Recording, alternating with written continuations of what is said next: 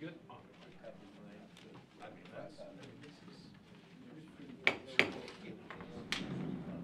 like to reconvene open session 7:30. We can get, oh, come on. I got you. All right, thank you. Can we reconvene open session, please? I'll make a motion to reconvene to open session. I want to disclose that no votes were taken in executive session and to seal the minutes of closed session pursuant to REGL 42-46-7. Take a second. Second. All in favor? Aye. Aye. Please stand for the Pledge of Allegiance. I pledge allegiance to the flag of the United States of America, to the republic which stands, one nation, under God, indivisible, with liberty and justice for all.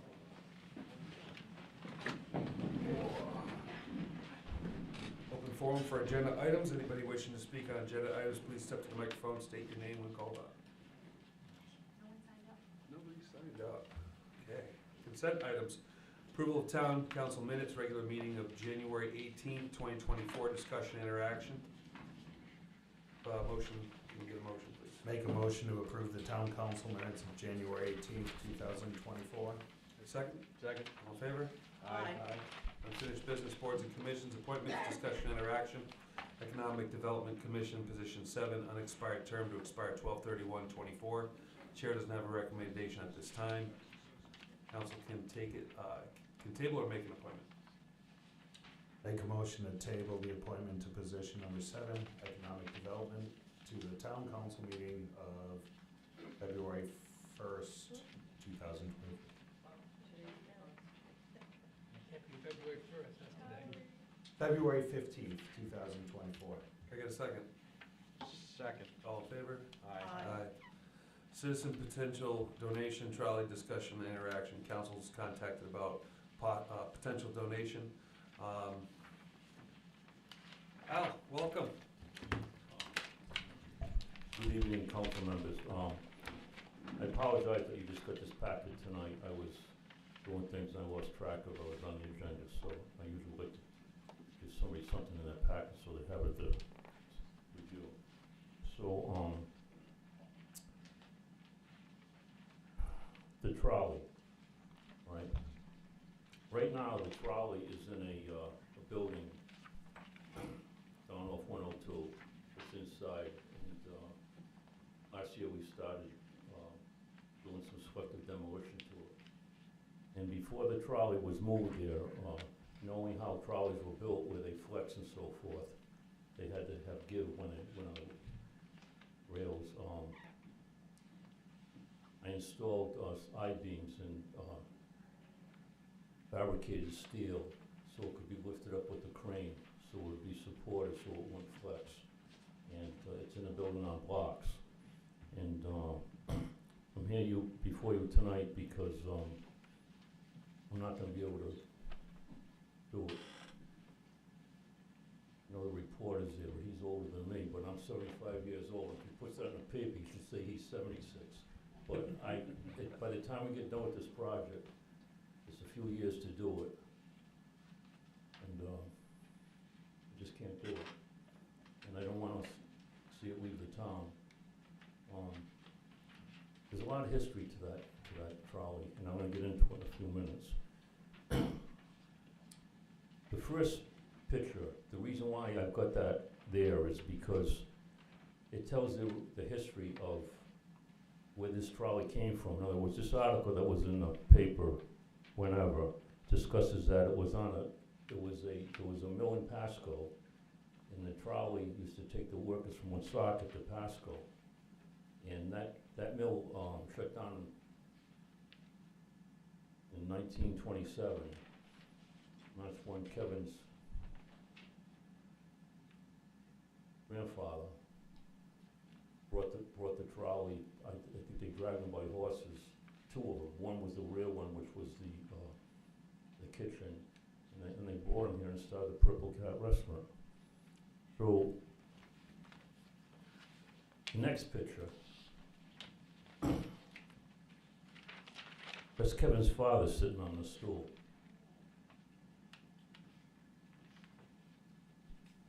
He couldn't have been more than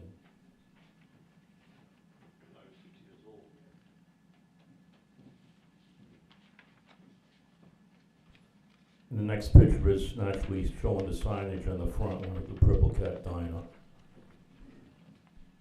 And then, if anything stopped traffic in this town, it was when we took the siding off the front of the building and exposed the trolley. There's very few people that were around that realized that there was a trolley inside the building. And the last picture is when we started demolition. So getting back to some history of it, we did some research, and that trolley was built by the Watson Trolley Company in Springfield, Mass. It was built. The company built trolleys for Rhode Island from 1902 to 1907, and that was what Watson car number 76. It was found on the door for someone that was going to do some research on it when Kevin had it. And there's mention of the Watson Company in a Rhode Island Company Part 1 Manual of Equipment roster by Richard Watson and Paul Frazier, and they explain how the Watson Company built these trolleys for 5 years. In Shelburne Falls, Mass, there's a Shelburne Falls Trolley Museum, and I contacted them and went there, and they were aware of this particular type of trolley, and there's one 15 miles from where the museum is, and it's on private property, but they were going to set up a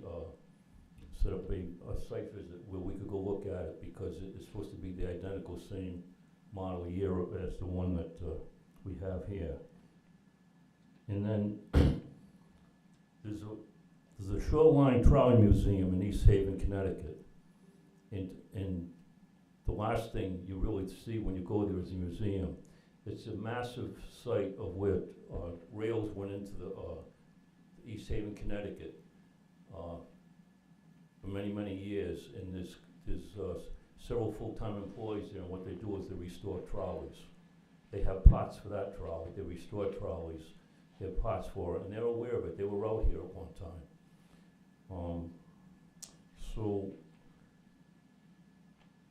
my thoughts are that I've got a lot of money tied up in that trolley, because we took care to disassemble the building around it before we didn't want to damage the trolley.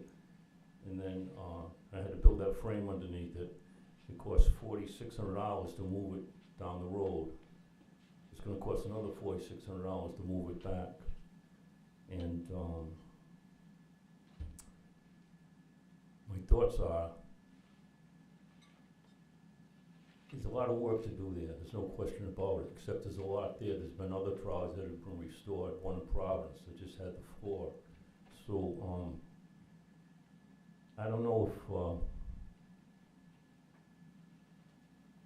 the town would want to tackle this project, but it's a project that will probably take a few years to do. And whether it took 2 years, 3 years, or 4 years, or 5 years, when it's done, it's done. And the history of it, you know, it has a presence in the town. You know, so I'd be willing to, if you came to look at it, I had thought that, I thought a great location for it would be where the, what's over here on the left, the pavilion.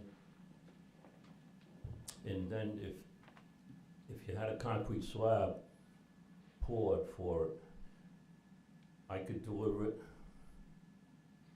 the crane, drop it, put it on blocks, and it could be restored right there, you know. It's not something that's gonna get done overnight, but again, when it's done, and it has a presence in the town. That trolley car, no matter where you go in Rhode Island, when you mention the Purple Cat, if they're old enough, they remember it, the trolley. So that's it, you know. I mean, if the council or you have a team of people, whether it be Public Works, whatever, want to come and look at it, you know, I'd be glad to give you a walkthrough and show you everything that's there. One point I want to make is that originally it's planned on putting it in front of the ice cream parlor. And the ice cream parlor's up now, and you can see it when you go by. That trolley's longer than the width of the ice cream parlor. You won't even see the ice cream parlor if you put it in front there, but it came up at a staff meeting with the fire department regarding, bringing it up to code. And I said, how can I do that? It's like an antique car. You can't make an antique car, we'll bring it up to code, you know, so they made a decision there that it wasn't going back on the property. And, I'd like to see it stay in town. That's all. Is there any questions? In your research, what do you think the restoration costs would be? The cost? Ballpark, yeah.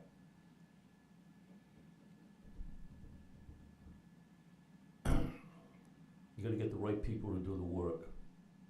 They know what they're doing and not waste anything, you know, take something out that shouldn't be taken out. And,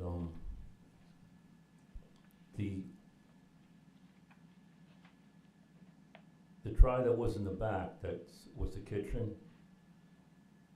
that's in the back on the winery property. It's being stored there and that could be used for parts, because there's a portion of the roof that would have to be replaced. There's a person in Providence that restored a trolley from nothing. In fact, he has a website, and he mentions this trolley on his website because he restored antique cars and so forth. And he mentioned it, and he said, somebody's gonna save that trolley, you know, because it's just a shame for it not to be refurbished. So, I'm not answering your question, am I? I'm just looking for a I've ballpark. never done that before. I could see where you could spend $50,000 on it. Would possibly this gentleman from Providence have a better idea? Not only him, but the people, I think, the people that restore the trolleys at the, East Haven? at the Shoreline Trolley Museum, you know, maybe we can get them up here and, you know, maybe they could do a breakdown of it, you know. But it's a matter of getting the right material, you know, the right wood. The windows would have to be made, you know. I don't know if it's something that I don't know if there's a technical shop in the high school and they could do sections of it at a time or whatever, or if there's people in town that are retired but they got, you know, the ability to, you know, as craftsmen, woodworkers, you know, maybe you would get some support to, you know, do it. I think it's a really cool idea Yeah. to somehow save this, to preserve the history. It's obviously a big piece of the history in Gloucester, and, you know, history is meaningful to a lot of people here in our community. So I appreciate you bringing this idea forward. So obviously there's a whole lot of unknowns, and you know, where does it go? I could see a scenario where we could mothball it, but keep it together when there may be money in the budget to work on it. There may be a grant, that opportunity. I would think looping in the Historical Society to do some brainstorming maybe. And again, the high school is a good idea. I hadn't even thought about that until the shop, but I like the idea of it. I don't have a flash on the execution of it as we sit here right now. I wouldn't be surprised if it was $100,000 away from, but I appreciate the tour of it, just knowing what things are, because you gotta have the right people working on it, but. If I was sitting there and you was standing here, I'd wanna, again, put a slab up, a couple feet wide around dimensionals, put it on dunnage, and then build a weather-tight frame around it. Like a boat? And bring electric power there, so when they're working on it, and have enough room so they can work around it, from the outside, and just, it's gonna take a few years, there's no question about it. Be a community project. Yes. Okay, Okay. thank you. Thank you.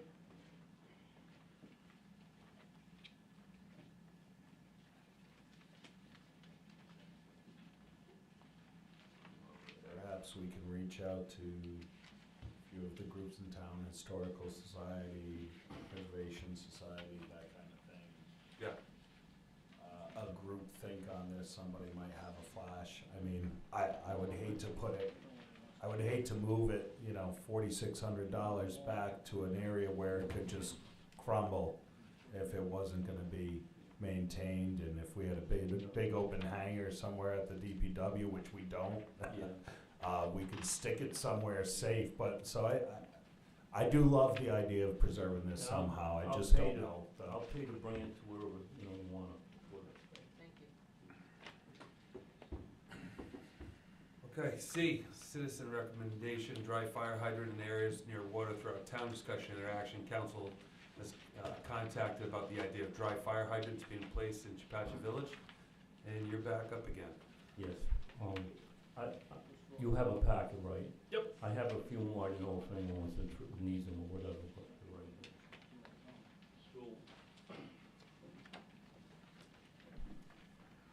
I wanna take some time with this, it's very, to me, it's very important. And I will be very thorough. You may have some questions as I go, but then again, I might have the answers to those questions with the presentation. You know, so if you could wait till after it, ask any questions, I'd be glad to answer anything I can. So the first thing I have to say is, why am I here? And how did this get started? That I'm coming before the council about dry hydrants through town. So, when I purchased the property from Kevin,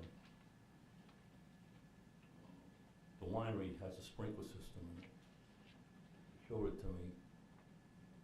I said, where's the water come from? I went down to the fire suppressant pond and saw that. And I said, it was pretty interesting. So, that fire suppressant is a spring-fed pond, and it was built, ironically, by the Chapacha Fire Chief. And for what I understand, his name was Henry Lewin, and he built it in 1975. There's a couple of people still around town that worked on it. So, he built that primarily for the sprinkler, but it's more than just a pond that we'll see when we go through the photos. And I took the initiative when I saw it, seeing how the water access down there to Kevin to clean it up. In other words, what I did is I cleared all the trees so the truck could get down there, clean the inside of it, clean some selective, turn around the gatehouse, and put a boat over there, and I had plans for it when I did that. And then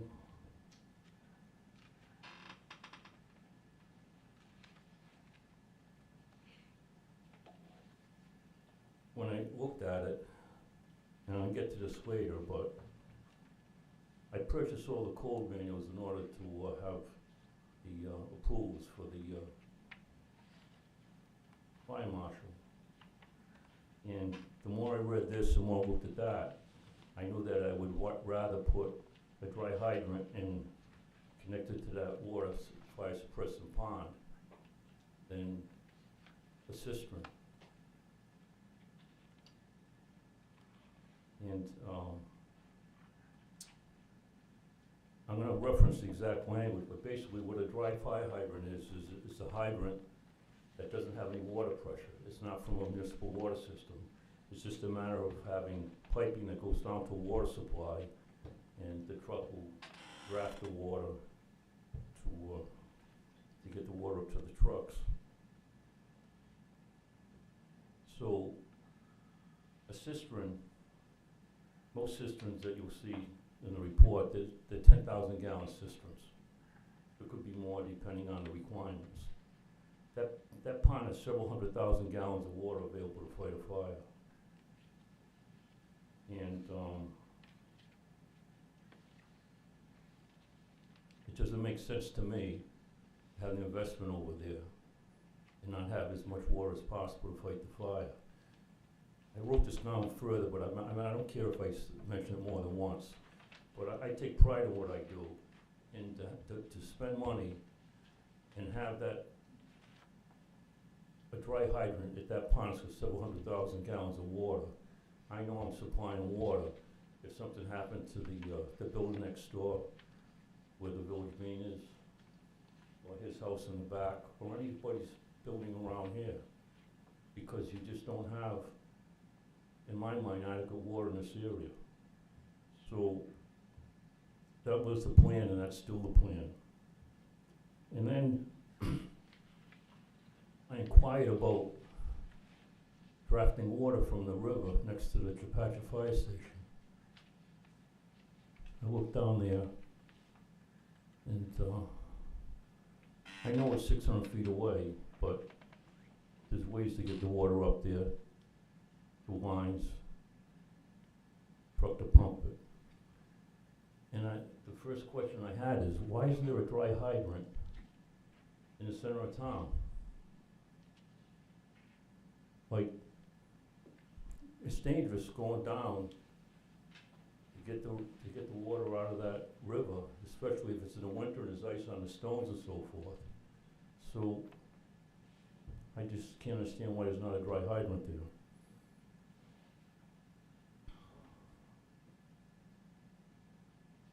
Around the corner at the Leonard Road and Oil Mill Road, these houses are all a couple of feet apart. The wood in them is over 200 years old. I'm not a fireman, I never was, but I was in the service, and I know how important time is, critical time of seconds, you know? So,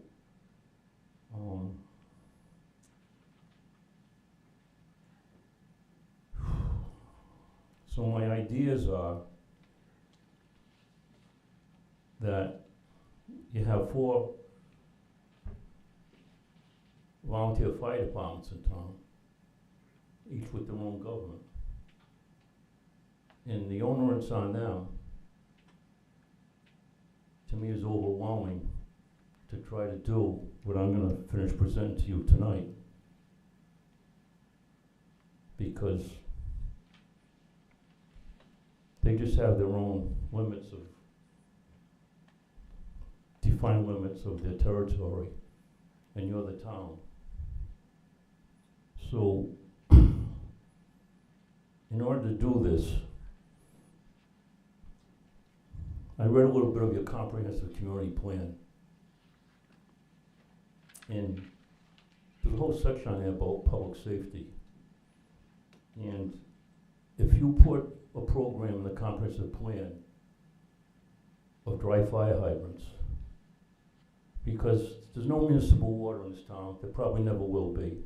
But you go to other towns, you see a fire hydrant every 500 feet, right? And you just don't have it here. But what you do have is a lot of water, which I'm gonna get to, an awful lot of water. So I thought, if you put this in a comprehensive plan,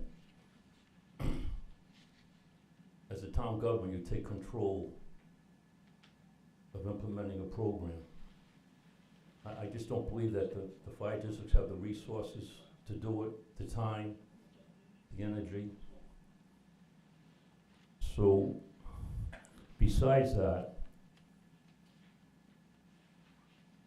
you can have the people behind this. So I thought of, if you put an enterprise fund in the budget,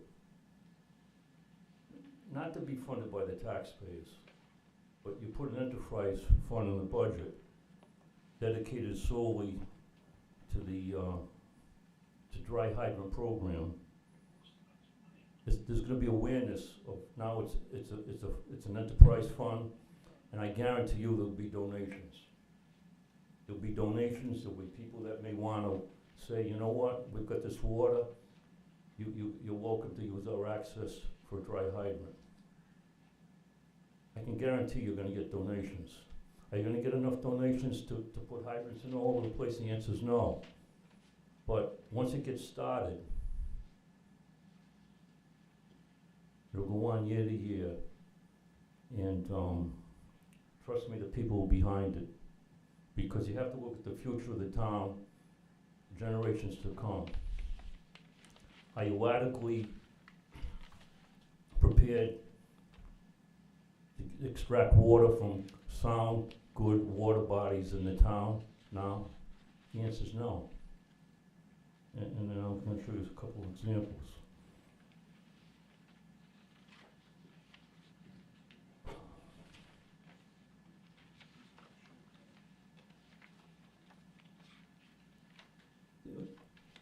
I did a lot of work for government one time. It's called what's called a site safety and health plan. And when this is all done, you get a network of dry hydrants. The town will be able to put together a site safety and health plan to see how you utilize where the hydrants are, their capacities, their accessibility, because when there's a fire in any community, depending on the severity of the fire, you can get all the trucks and all the firemen you want. They all come from wherever they are to help you, because you help them. So there's plenty of trucks and plenty of firemen that go to the town, other towns help out, and that's fine. But once they get here, and after they empty out their trucks, how do they get refilled? You have adequate resources of a water supply where you don't have to drive from one side of the town to the other to fill these trucks up. So once this is all done, a site safety and health plan, it'll be a toolkit that the fire district will use, and how they plan on filling the trucks up.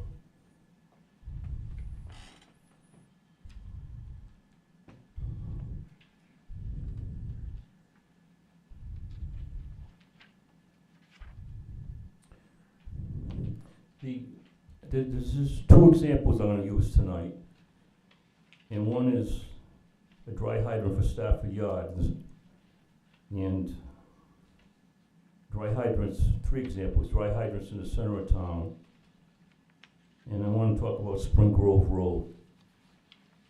I spent a lot of time over there.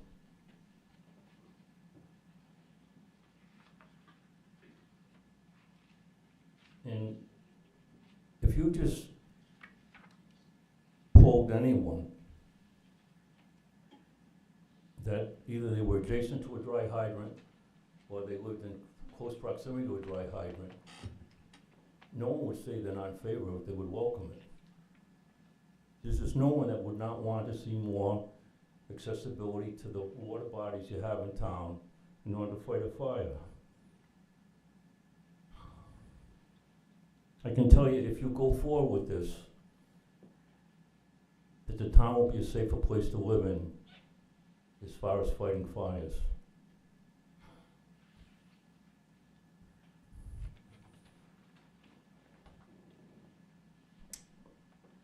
If you start out by going on a comprehensive community plan, and I know you have questions whether you have the authority to do that, and I'm going to get to that with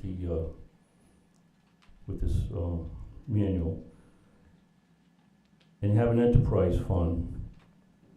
Once you do this on town level, as I said, you will get the support of residents and taxpayers. And once you do that, I have a thought that you get a grant. Not a small grant, a big grant, because you just don't have any municipal water here.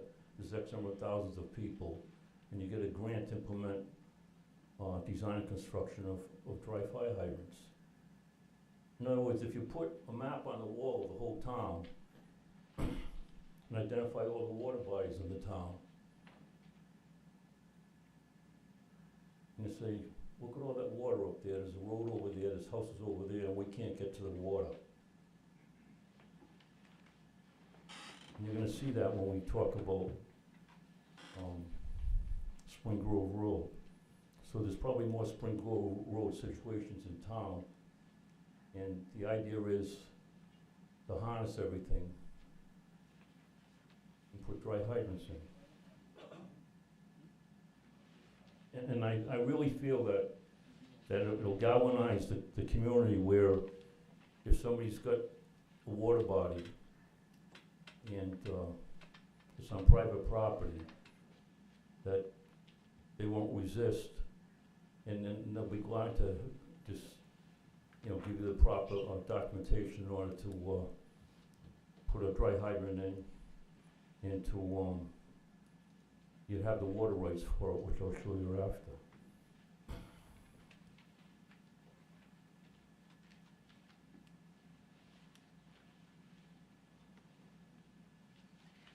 I don't know what's happened in the town in the past, but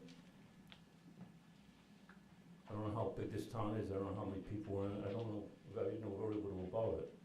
But where do you, if there was a large fire, and it was from one end of town to the other, where does the water come from in order to fight the fire? If they have to keep on driving back to the Chappaqua Fire District and pump water out of that river and drive 4 or 5 miles, that doesn't get it. I don't know, but I'm trying to look forward and not in the past. So,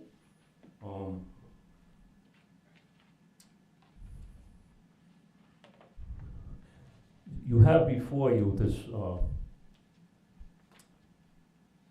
number one is you've got the cover of this, right? And there's a few pages I took out because there's important information I want to get to you. But basically, it's the standard. It's NFPA 1142 standard water supplies for suburban rural firefighting. It's a blueprint of what you have to do to implement a dry hydrant program. I used it.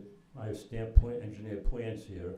I went by it to the letter of the law with the code to design a dry hydrant for behind the winery. Number 2, if you can turn to number 2, it's highlighted in yellow, and there's an acronym in the fire life called AHJ. It's the authority having jurisdiction. And the reason why I brought this to your attention, because it basically says where public safety is primary, the authority having jurisdiction may be a federal, state, local, or other regional department or individuals such as the fire chief, fire marshal, chief of fire prevention, health department, building official, or anyone having statutory authority. So the authority having jurisdiction is just not confined to the fire marshal of the district. It can be anyone. It can be the town.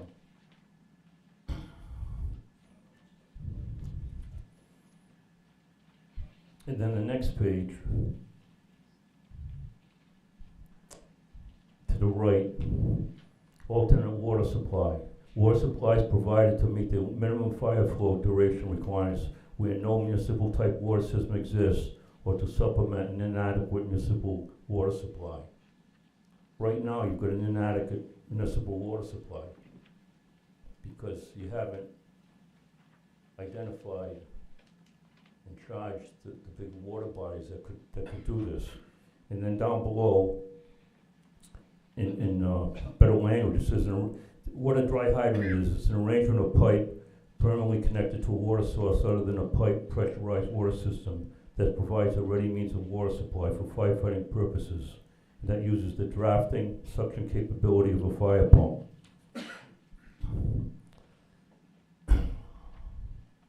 As I said before, this is a Bible, it's a blueprint. And the next page you'll see, it's a sample water usage agreement. In other words, if somebody's going to allow you to use their property to take water, there has to be a document called a sample water usage agreement that's signed by all the parties involved, giving them permission to take the water. From what I understand, fire department can take the water anytime they want. But this is to set up a program. In other words, if you had a swimming pool, they could take the water out of the swimming pool to fight a fire. They just have to refill it back up after.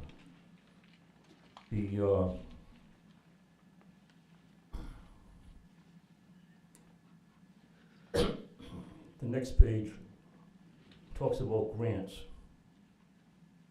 And these aren't the grants that I initially spoke about, and I'll get into that after. But there's grants available in 8.8.1. The Volunteer Fire Assistance Programs provide grants to rural fire departments for training, organizing, equipment, serving communities with the population of 10,000 or less.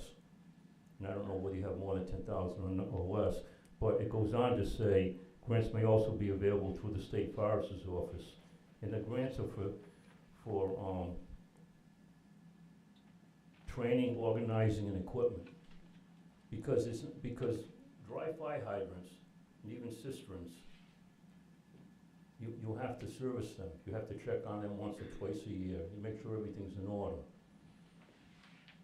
So the next page just shows the configuration of a dry hydrant. And there's many pages in this manual of how to design it.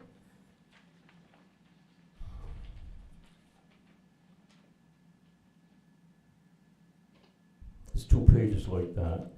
And the last page is a dry hydrant inspection maintenance record.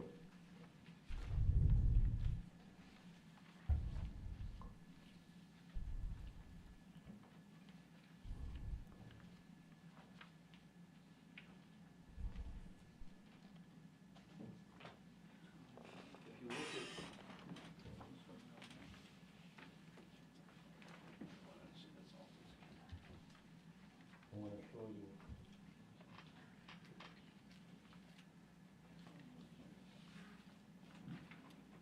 This is interesting because someone had a vision to do something in 1975, which was almost 50 years ago, and that was a contractor named Henry Lewin. And he was actually putting the building up, the winery, for the doctor that owned the pharmacy. And you can look at this first page of this, and you can see where, when he built this gatehouse, to the left-hand side, he had fire apparatus connections to draw water out of the pond for a truck. It's probably, in this day and age, it's probably the wrong fittings and whatever, but he did that. And then the second page, you can see it shows the gatehouse. And you're gonna see a screen there and a grate because he built it so that the equipment and the piping won't get clogged with any debris because it's got you can see that gate right there. And it's very deep there.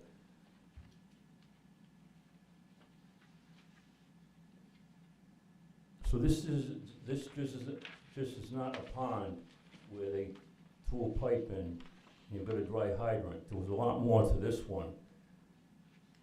And it's been sitting there for years without the ability to utilize it in the event, God forbid, there was a fire around here.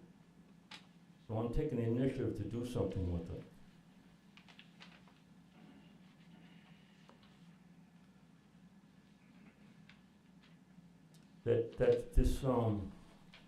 This building has a pump in it, and it has a generator, and it has an emergency alarm system, and it's all set up to be able to work in the event that there's no power there.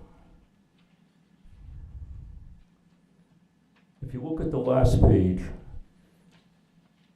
you'll notice on the left-hand side, you see a culvert pipe coming out of the ground. That pipe is there because, as I said earlier, and there's people in town that worked on this, they were young at the time.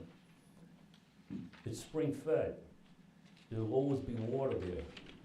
And there's always so much water there that they had to put an overflow culvert in there when the pond overflows.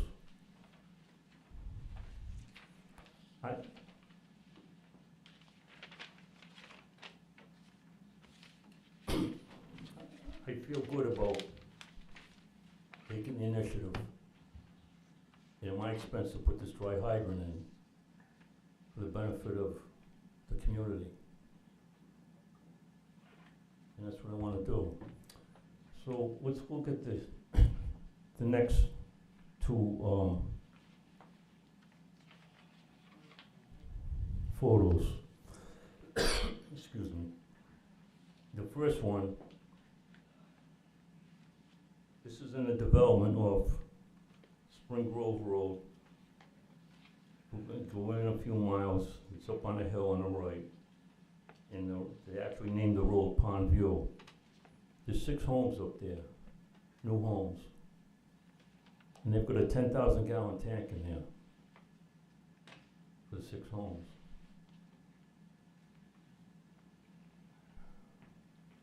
I don't know anything about firefighting, but I ask a lot of questions and I learn a little bit. It wouldn't take too many minutes before that 10,000 gallon tank was empty. The cistern. And cisterns have had problems with cracking, having to be sealed after. Fire departments having to take care of that. So here we have, on Spring Grove Road, a new development, and a tank for 10,000 gallons. Look at this next page. At the bottom of this road, it's only a few hundred feet. You're staring at, is it Spring Grove Lake? What's the name of the lake? I don't know. So you're staring at Spring Grove Lake.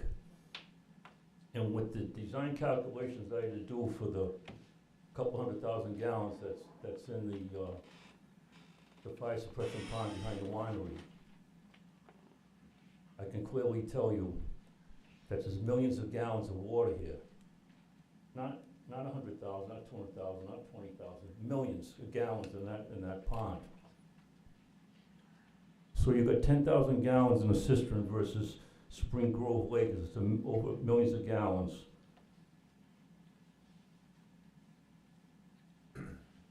So I would say, if I may, there's a lot of nuts and bolts here, right? Yep.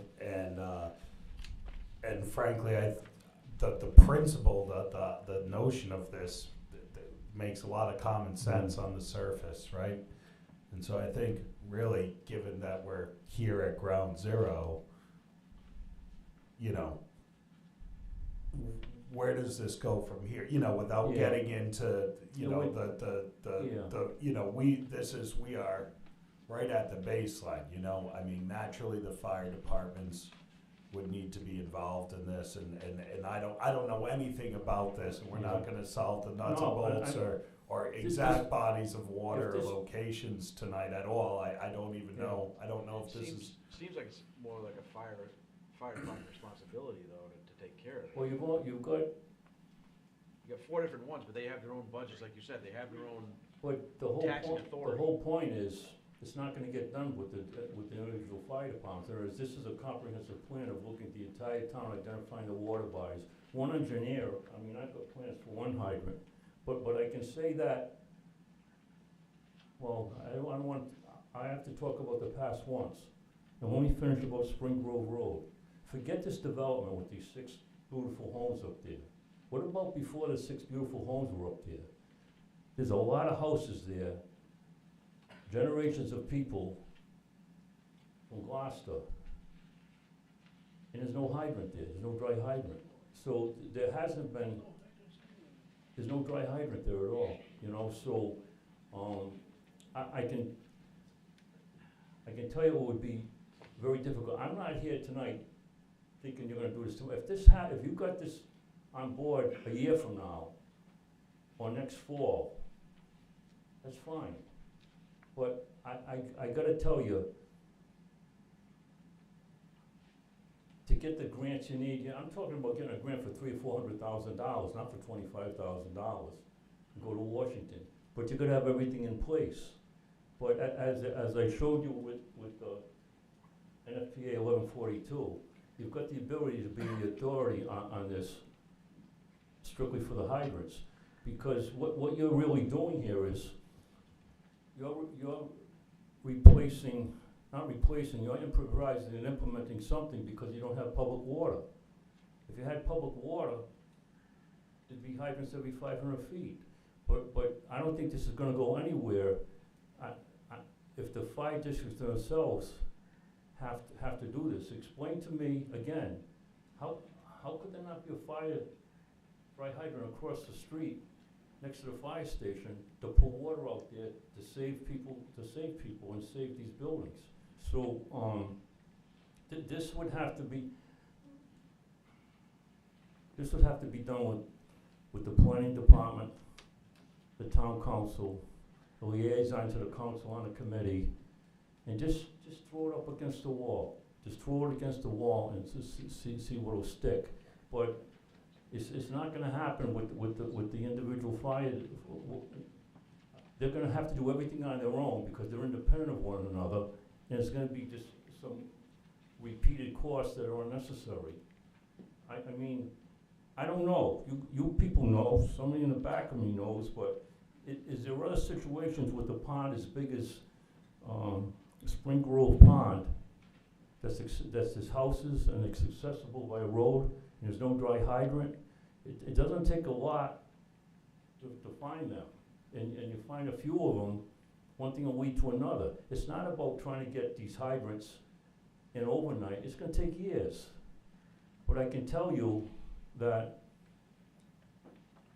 there'll never be saying we have enough. You can always use another one.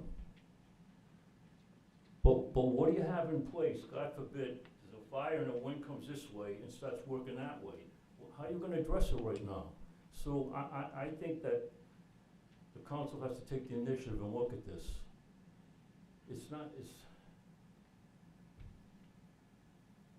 So is the pump house that you showed us the pictures of, is that possible to be restored and begin to utilize again? You said everything was there. Where's that? You said there's a generator. No, I'm not using any of that at all. In other words, I've designed a dry hydrant to draw the water out of the pond. The pond's 20 feet deep. We've taken soundings on it, and we're going to take the water out of the out of the pond, and it's going to be a dry hydrant to bring it up to another location where the trucks will come and draw the water out, because I don't want to compromise the equipment that's been used for the system. And this has all been done legally with the owner and so forth, and everything's in place. But again, just think about it. I mean, I can't understand for the life of me, Spring Grove Road, how there's not a dry hydrant there. Think about the people that have been living there for years. There's so many houses. I drove up and down the side road, Cole Road, every other road. If those people put $50 a piece, they'd have a dry hydrant. Well, again, it's a great idea, and it's something that Right. makes sense on the level. And again, I think we do engage with our fire departments. They are independent of us, and I understand what you're saying regarding ultimately, who's the authority. But I think we got to start with the fire departments, and We can forward all this information, because they have to fill their tanks somehow. There are systems. I said, the fire departments have to fill their tanks somehow now. They have to have contingencies. Have they go to this part of town, this happens. I know Harmony, for example, they have cisterns in different places. I imagine Patchett does, I know West Glocester does up on against the reservoir. I know at least the one. So, but ultimately, I don't know anything about firefighting, right? But I do know that they do. And That's their job. The cisterns, again, when you empty them, they're empty. A dry hydrant, you have continual flow of water to fight a fire. No, to that point though, cisterns are put in place, that's part of our zoning, we mentioned zoning. For new developments, places like that, they have to have cisterns, because if there's no water source, they have to have that to help fight the fire. We have tankers. Again, not a firefighter, so I don't know how that works, but, if the fire departments wanna work on something, I can't see why the town wouldn't wanna try and help them, but that's where they start. That's their job, they know what they need. I don't. So. they haven't come to us asking for it, so I'm not getting, you're saying there's a need, you know, Maybe there is, maybe I there's don't a know. need, we don't know. The fire department doesn't come to us and say, we want you to implement this, or we have ideas about this. You know, we can reach out to them and find out what they think of the idea, absolutely. Well, I think dialogue, we can have dialogue with the Yeah. fire departments, forward some of this along and see where it goes. Like you said, we're not gonna solve anything I overnight, get there's not gonna be a game plan, but, Right. but yes, we do have a lot of water in town and resource, you know, but I don't We know, don't know I how don't they're even doing it wanna now. pretend to know, you know, But I don't know how they operate, you know. We can definitely get this information over Yeah, to, okay. you know, to the right Start the people. dialogue. Right. Yeah, absolutely. Thank you Thank very you. much. Thank We you all. really appreciate your Thank you, Al. enthusiasm. Thank Thanks, you. Al. Thank you, Al. All right, new business, Gloucester Board of Canvassers, discussion, interaction, nomination, vote, a temporary app of alternate BOC member. The clerk is requesting council to extend grant the temporary alternative to the Board of Canvassers for the month of February to be called on only if a quorum is not met to meet a legal deadline. Clerk assures council that only meetings required by law to meet deadlines will be held. Do we still have that list of people? Did we do this last week? That was for January, right? This is for February. We'll make that nomination, we'll go from the top. You seen one? Yep. For February. Okay, I make a motion to nominate Roy Najecki to serve as the Republican alternate member of the Gloucester Board of Canvassers for any potential meetings of the board to be held in February 2024. Okay, a second? Second. All in favor? I, Aye. Motion passes. Thank you. Discuss and consider future first reading of the proposed code amendment, chapter 63-2, to add to the appointment alternative members to the Board of Canvassers to the budget board's charge. The town solicitor has worked with the clerk on a proposal for amending the code of ordinance, chapter 63-2, canvassing authority bipartisan. The proposal is to add 2 alternate members to the membership as allowed by state law. This amendment would assist the Board of Canvassers in achieving a quorum for all the meetings of the board. So, And we're just asking the council to consider it. We've been lucky over the years. There used to be a rule in place that the town clerk could sit in a quorum in an emergency situation, but that's no more. So, I have legal deadlines to meet.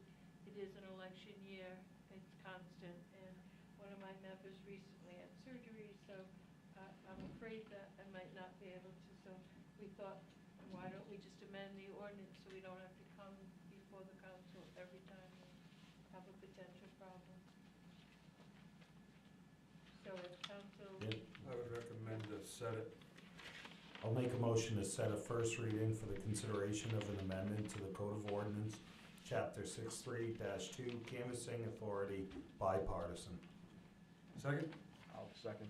All in favor? Aye. Resident request road work, possible repair, Joe Sweet Road, discussion, interaction.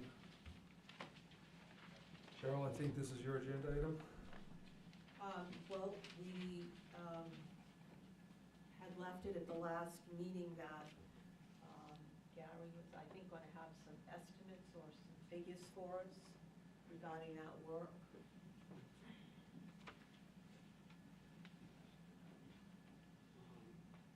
Thank you, Gary. At the last council meeting, there were 2 issues at 140 Joe Sweet Road. First was ice in the road, the second was water in the front yard.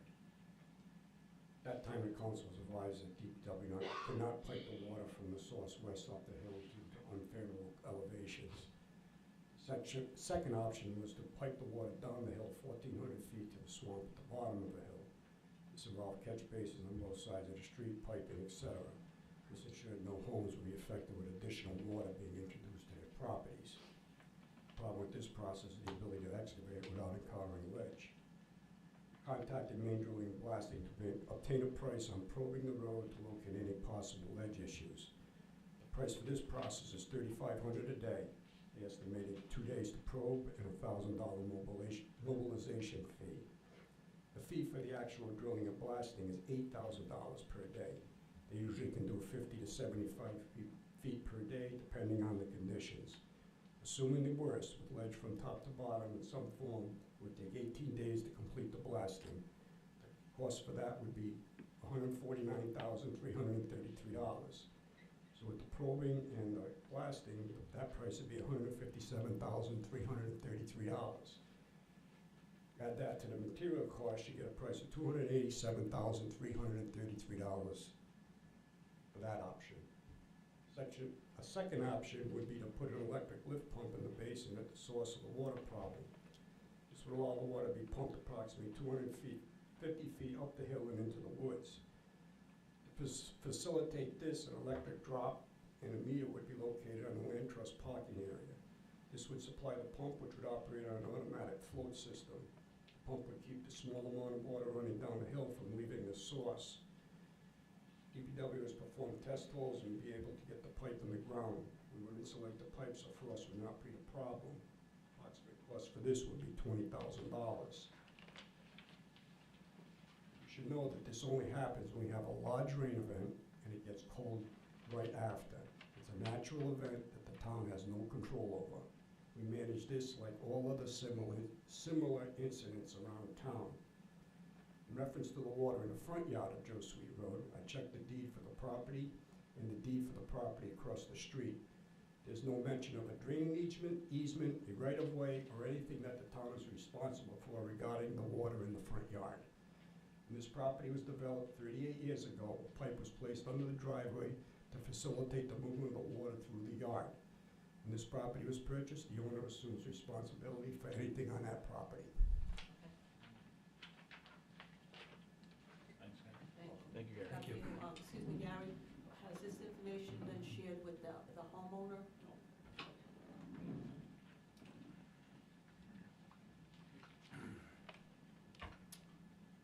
Okay. Any questions? I'll get in touch with the homeowner. Okay. C, potential creation of the Glocester 250 Commission in Charge Discussion Interaction. Council has informed, sent by the SOS with some ideas for a potential charge.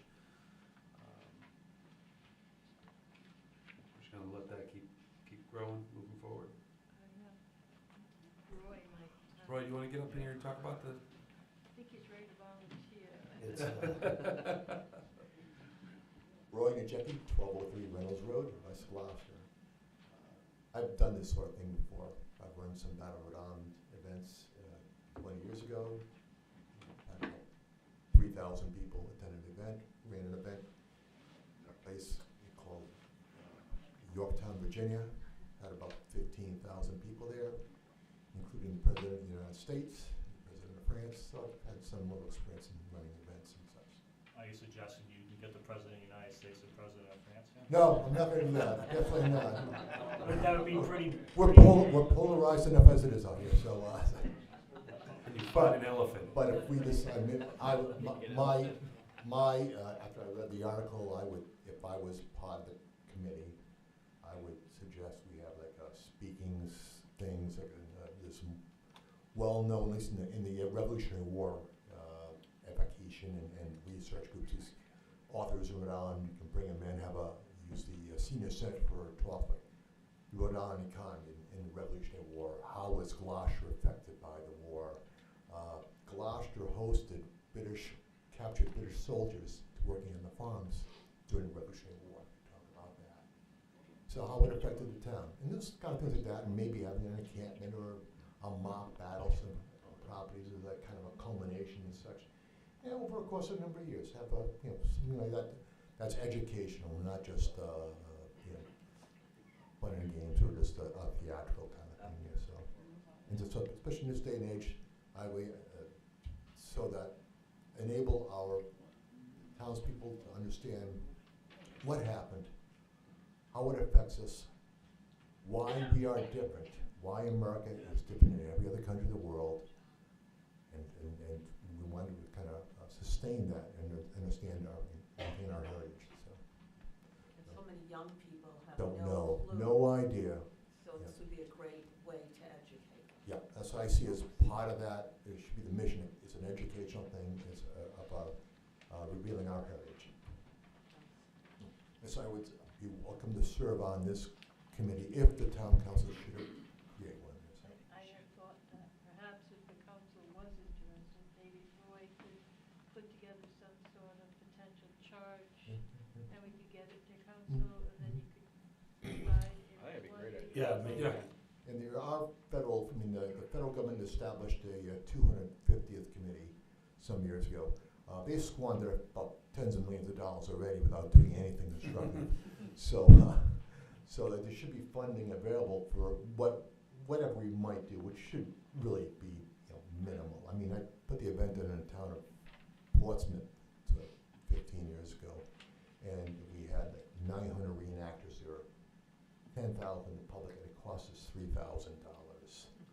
So it can be done without spending an arm and a leg, so.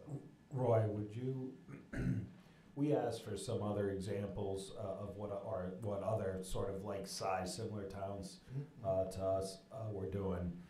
And what we got back was, a committee of anywhere from 5 to 9 people, and naturally reaching out to, local historical organizations, et cetera, et cetera.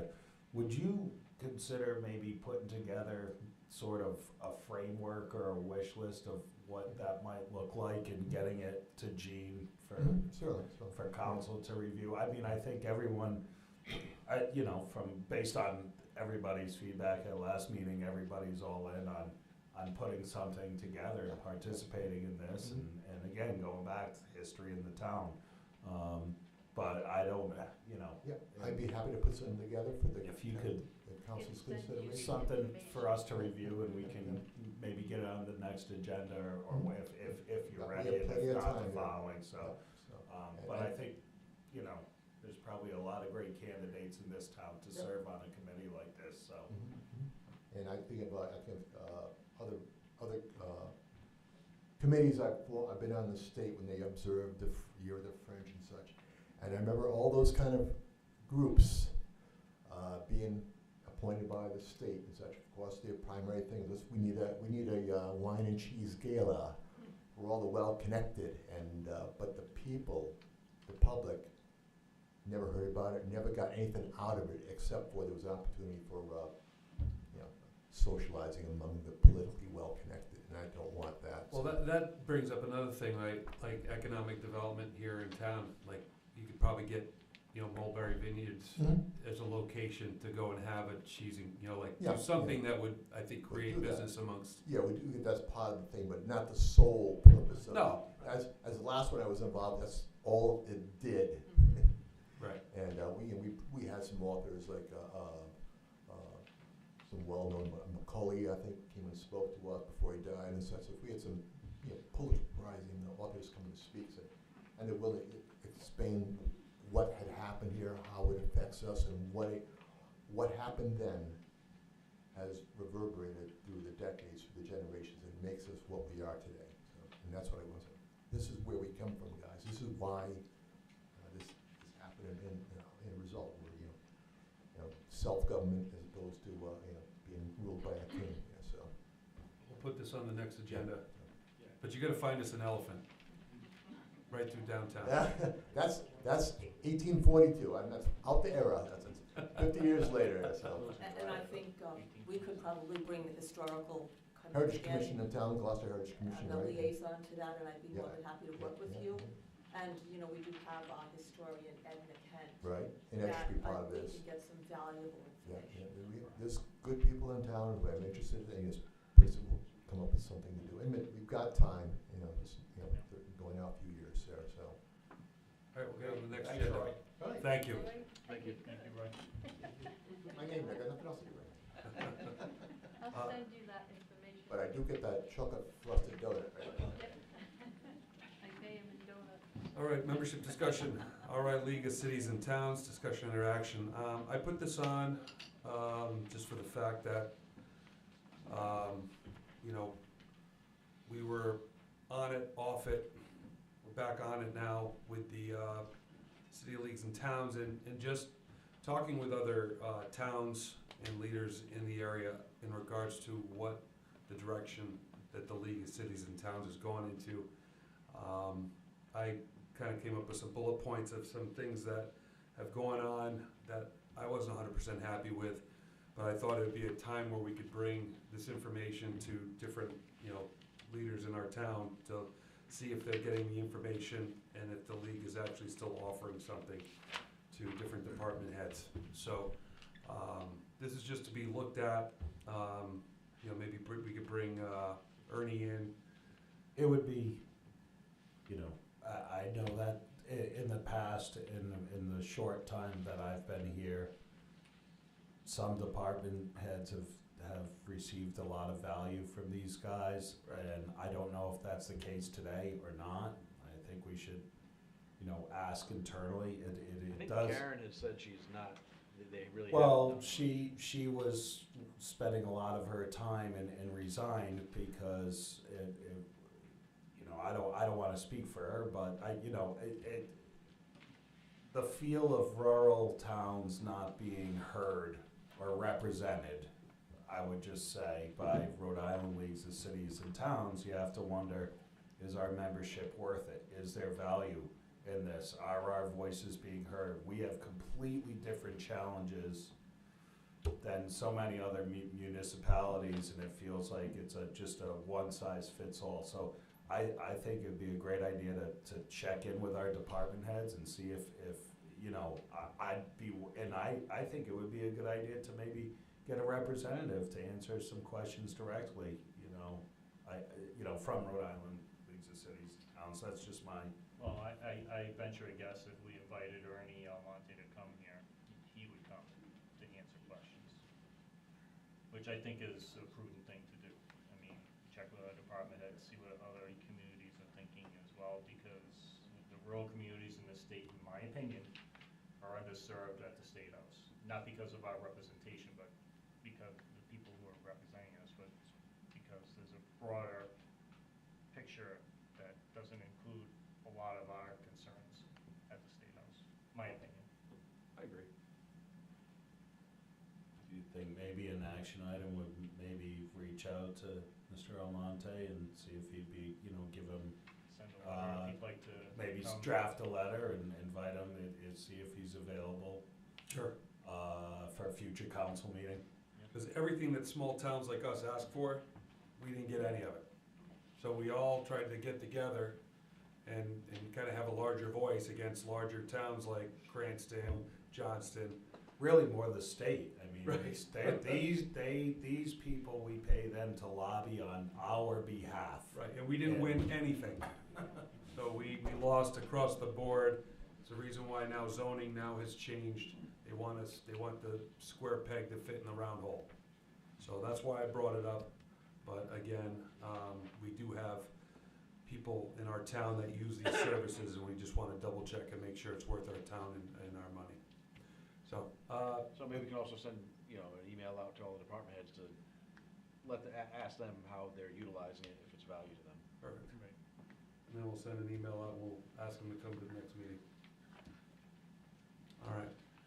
Do we need a vote on it? I suggest a vote, certainly to send a letter to Mr. Almonte, asking him to appear.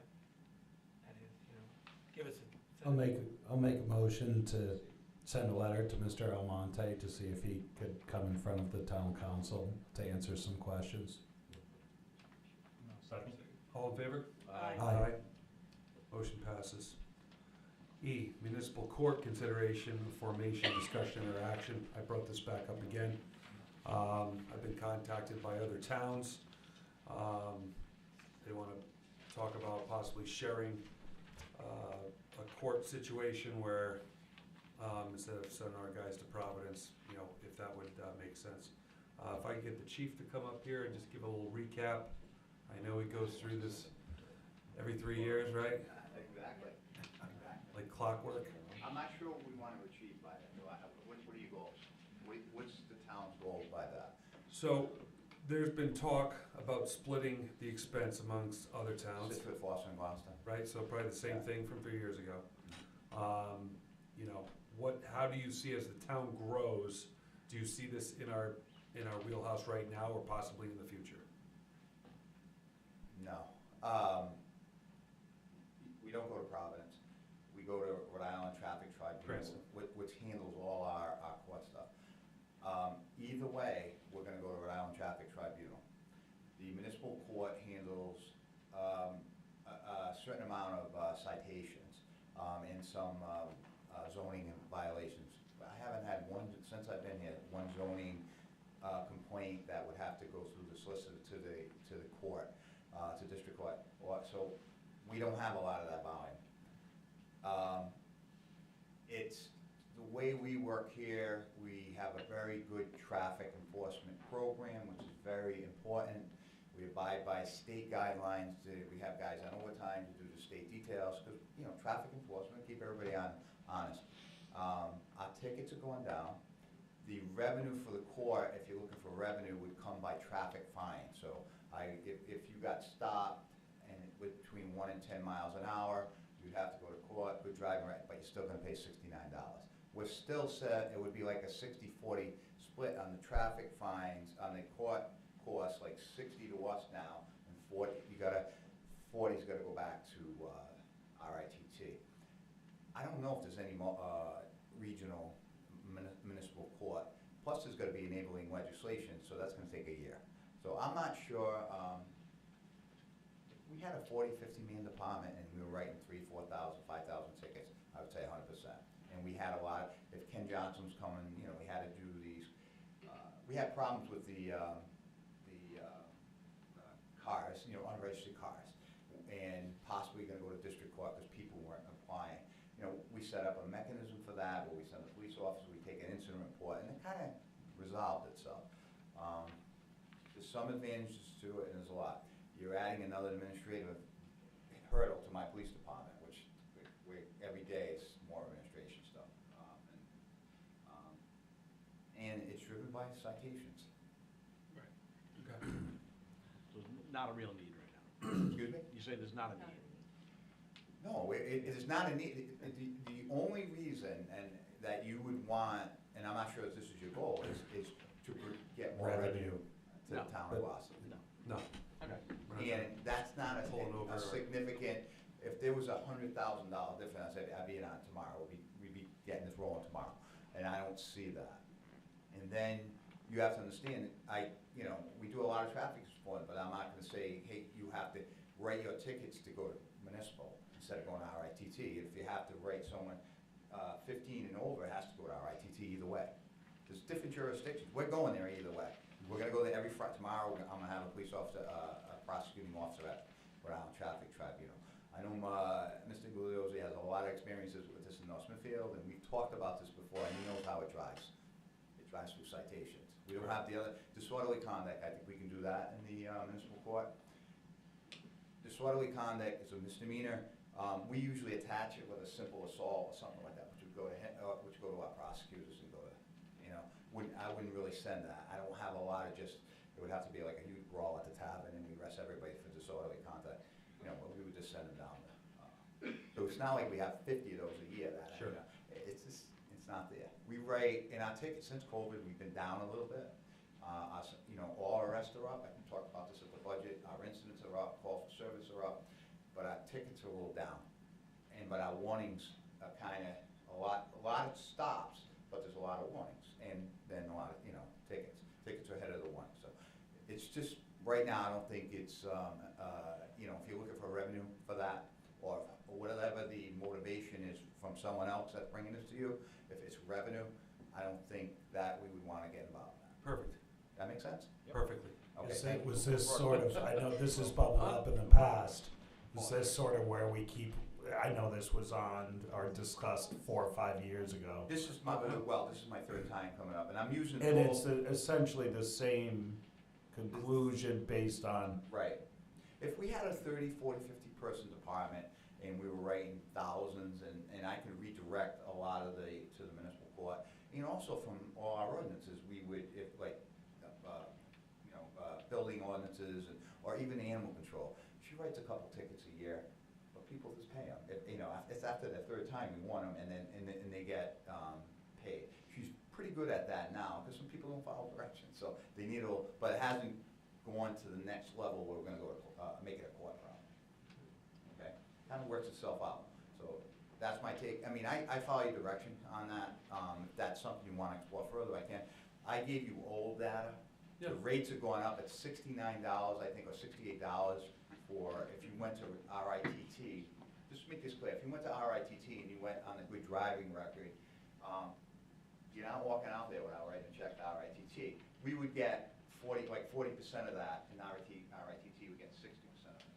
Now, it flipped if we go municipal. Right. But we're still going RITT, because we write all other things too. Right. Colin Foot, you familiar with that, 3 strikes, Yep.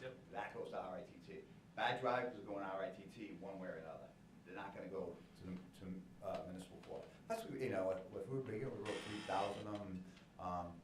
So I'm not sure what the goals are with that. So what the Goals are met. We're good. Thank you, sir. Thank you. Okay, good. No more tickets. Not a revenue source. All right, town council correspondence discussion. I have something I'd like to discuss. It's been brought to my attention by some constituents, concern about safety of the food trucks being on the main street. They're concerned, and we've talked about this before, pulling out of certain streets.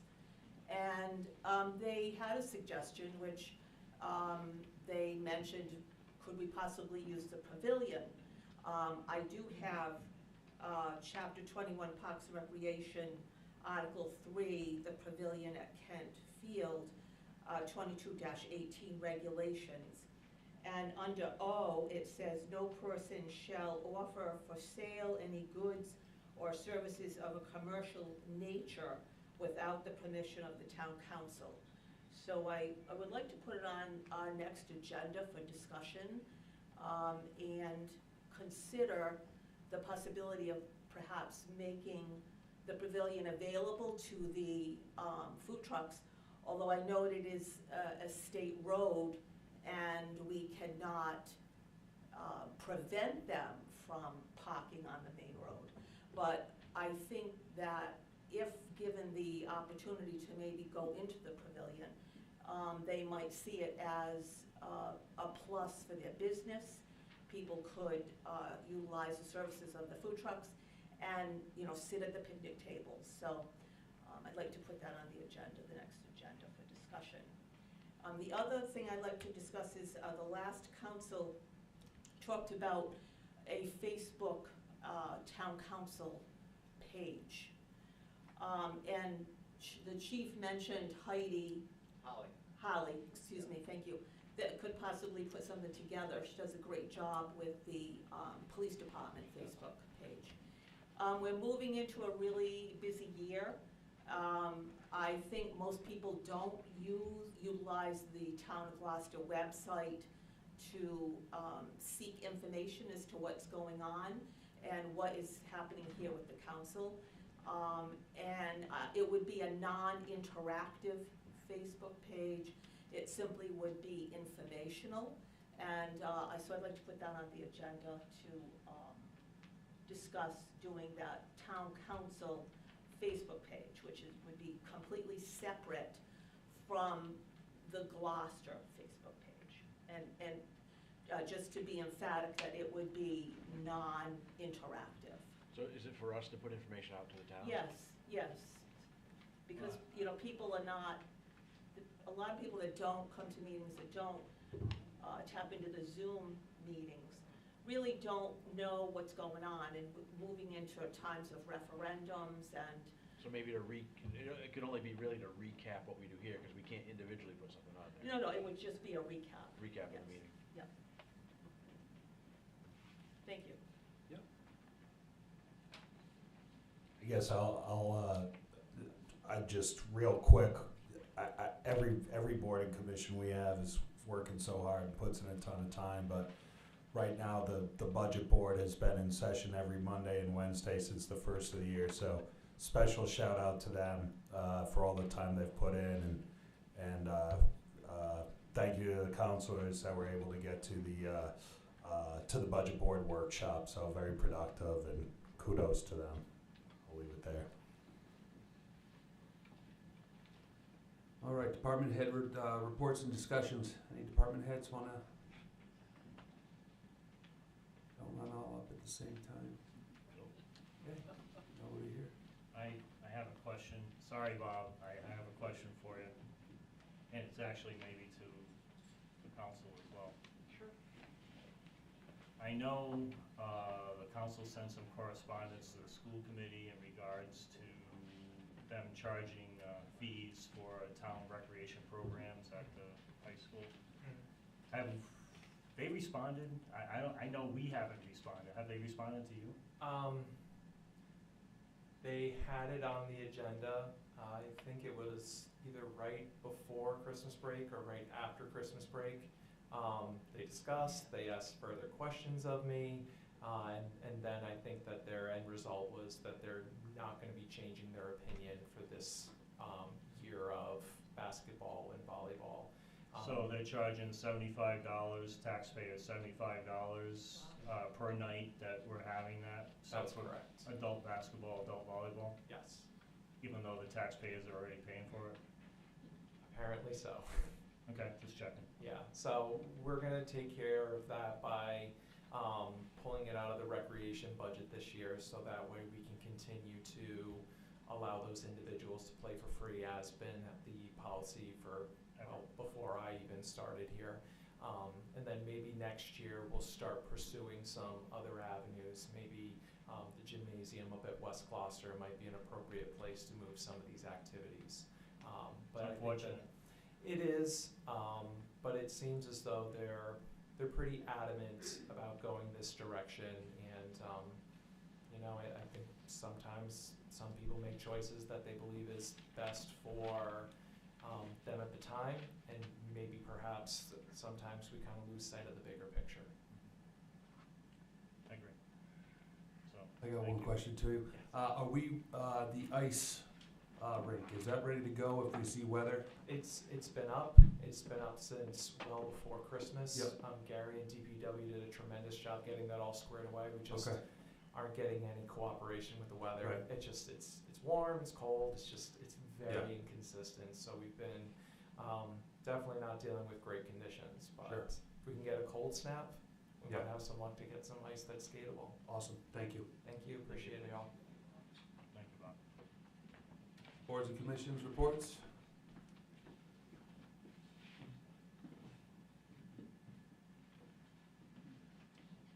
Roy Najecki, representing the Conservation Commission. The Conservation Commission is going to sponsor and lead the annual Earth Day cleanup, April 22nd. I've spoken to Bob. We're going to get the permit to use the Kent Pavilion. It's going to be on Saturday, starting at 9 o'clock, run to about noontime. We're already contacting youth groups, the schools, the Gloucester Business Association, some local businesses and banks in town, formally requesting support of the town council and DPW, as in past years, to provide garbage bags and that sort of stuff. And we're going to organize the cleanup and Earth Day for this year. So, as we did last year for the first time as an organization here. We're doing that, and then, so that's for the upcoming 2 months from now, 3 months from now in April. And then in probably May or June, we're going to do a Bluebird box workshop at the Kemet Pavilion, where we have kits. And people can come, townspeople come there, build a Bluebird box and take it home, put it up at no cost to them. What was the date for that? That we haven't decided upon. It'll probably be May or June that we do that there, so. But that's what the Conservation Commission is up to right now. Land Trust, I'll speak to that. I'm the designee to the Land Trust. We're continuing working on trails, keeping them open, trying to stay ahead of the windstorms we have. We're out there about every week. We're doing work on that. So, and we're creating new trails on the properties as well, especially at the Huckins Woodland, which is pretty much across from Jackson Schoolhouse Road. Since I think Walt and I walked it 15 years ago. It's opening. At least 15. Yeah, we're getting old, Walt. And, Older. yeah, older. So we'll have new trails, some opportunities for the townspeople and the public to enjoy our properties. And we're continuing to work with the Mountain Bike Association on on the trails in Sprague Farm. So that's an ongoing project there. So moving ahead. Thank you. Thank you. Thank you. Thanks, Brian. All right, open forum. Anybody have anything they want to discuss on any of the projects? George? And then Charlie?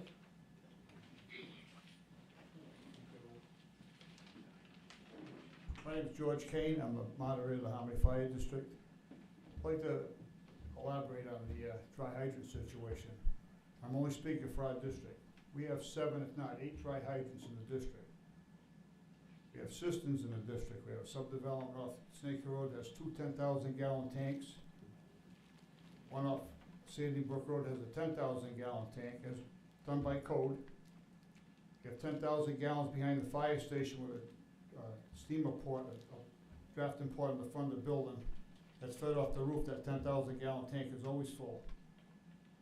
We have a budget, a line item budget every year for hydrant maintenance. We do our own repairs. We have a contractor that belongs to the fire station plus the fire department mechanic. They work on the hydrants when necessary. They've updated, the fittings are updated on them.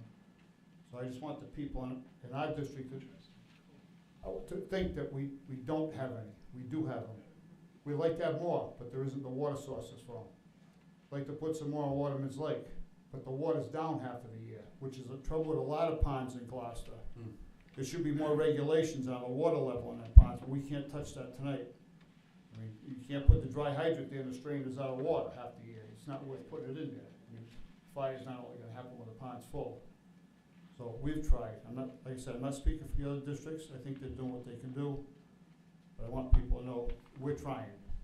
We've got a lot of federal grants in the past. The first ones were done by Soil Conservation, DEM, those forestry grants, partial money to maintain, to put them in. So there is grants available, but we have the information on them. So we work with the council if they want to know. But once we know that we're trying. And you have them. And you have. I never Well, did. the thing is, you're never gonna have where you want them sometimes where the fire is because there's no Sure. water there. You can't make the water. You try to get them in a water source That's always, a dependable one, yeah. So, thank you. Great. Thank you, George. thank you. Charlie, come on up.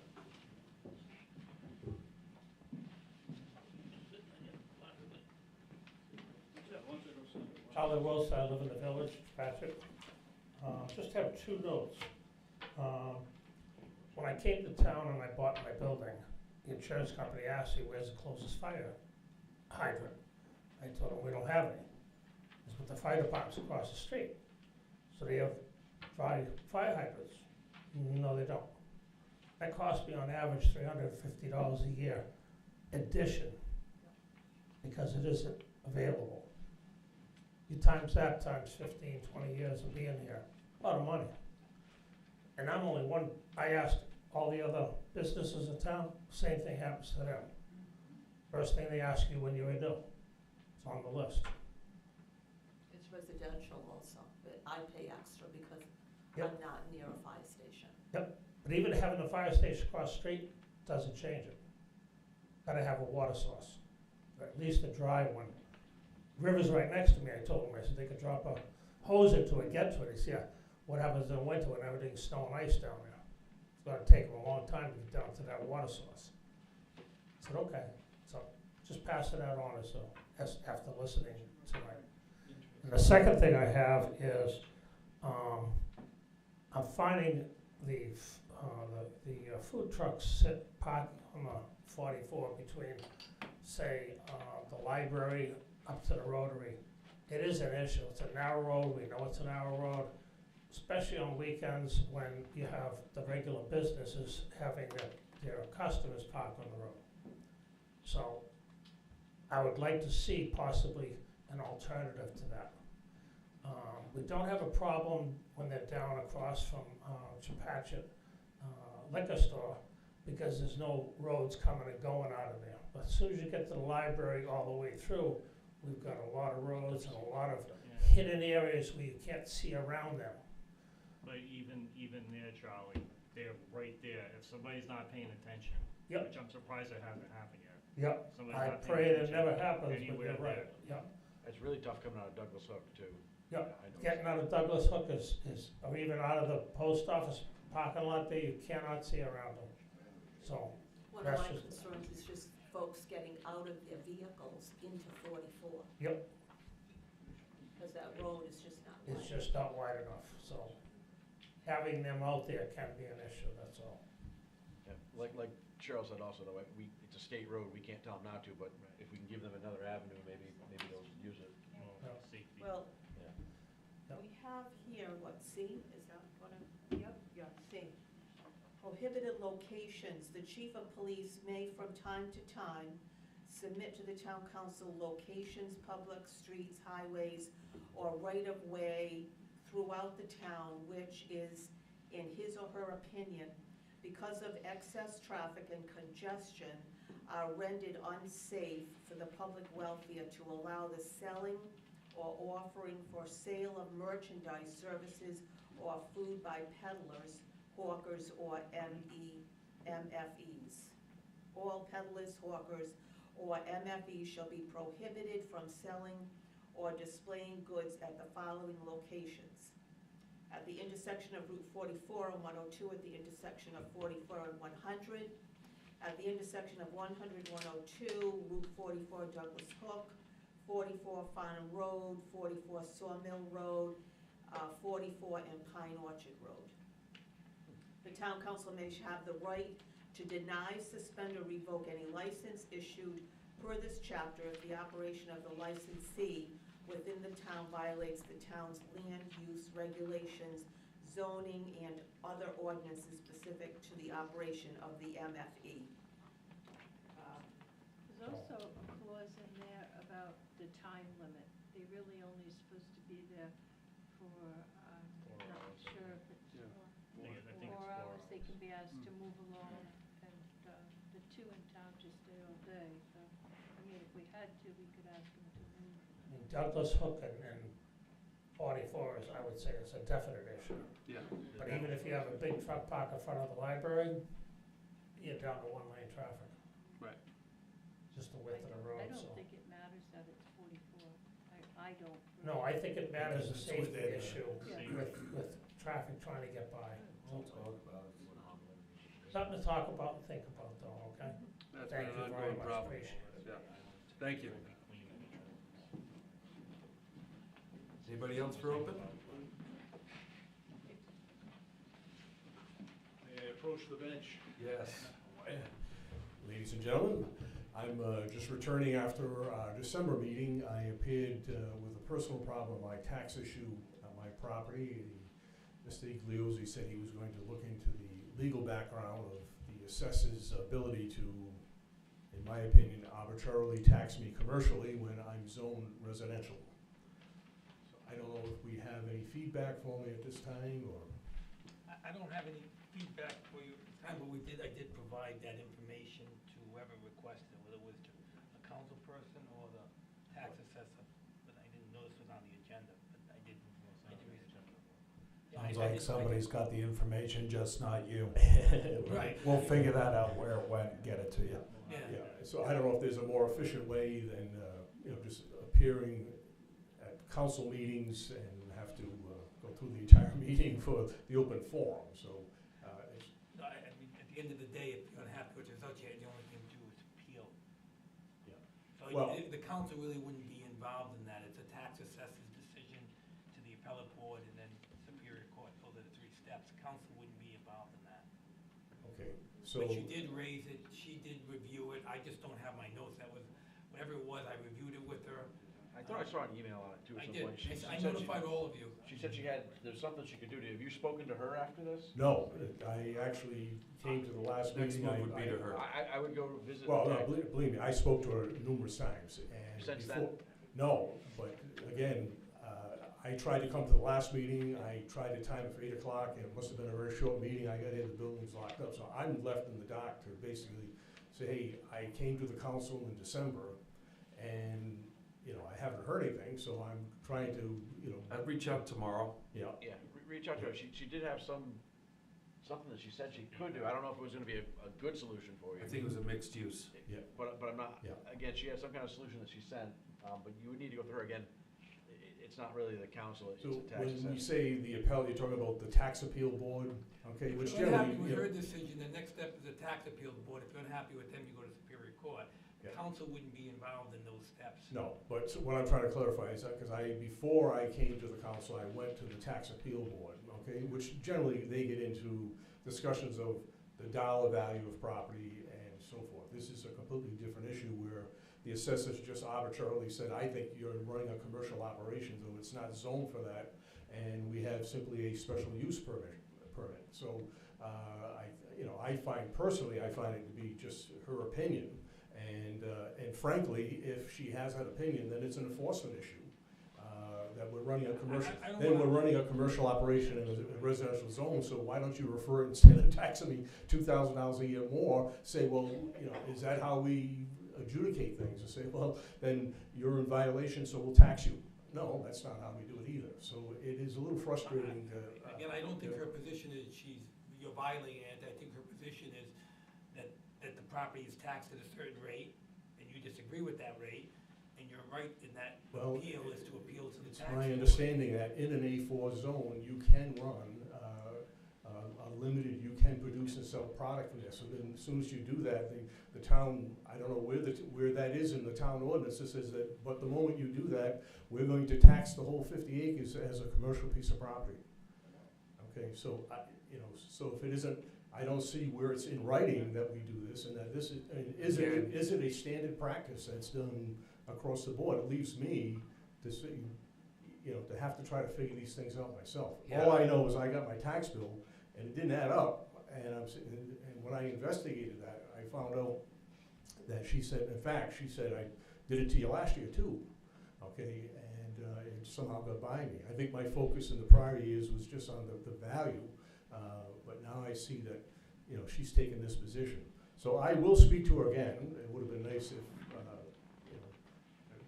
she knows, I've been speaking with her for several months now about this, that she would have, reached out to me to save me having to, just keep coming back to council meetings to hear how you guys are making out. So, Yeah. Again, I think she's come to us at a conclusion. Reach out to her tomorrow, and then, again, you still have an opportunity to go to the next yeah, level. well, But see what she says tomorrow. yeah, all right, we'll leave it We'll at go from that. Maybe we'll find some resolution. All right, thank you very much for your time. Thank you. Thank you. Anybody else open? Okay, no executive, so if somebody wants to make the final motion? I'll make a motion to adjourn. A second? Second. All in favor? Aye. Thank you.